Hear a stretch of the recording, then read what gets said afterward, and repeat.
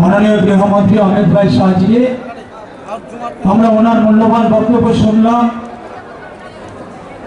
2017 সালে উনি এসেছিলেন এবং ত্রিপুরা থেকে सीपीएम एवं हमारे त्रिपुरा मोथा के साथी अनिमेश देववर्मा जी, अनिमेश जी खड़े हो जाइए आप। शुक्लचरण नोतिया जी, हमारी नेत्री, भारत सरकार में मंत्री बहन प्रतिमा भौमिक जी,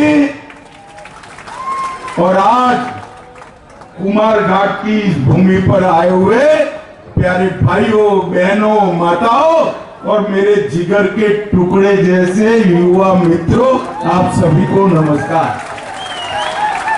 मुझे बरोबर याद है 2000 को समाप्त कर त्रिपुरा में मोदी जी पर भरोसा कर विकास का एक नया रास्ता चुनने का काम किया है। मित्रों, मैं जब यहां आया हूं तब सबसे पहले मां त्रिपुरा सुंदरी को, बाबा गरिया मंदिर को और सभी देवी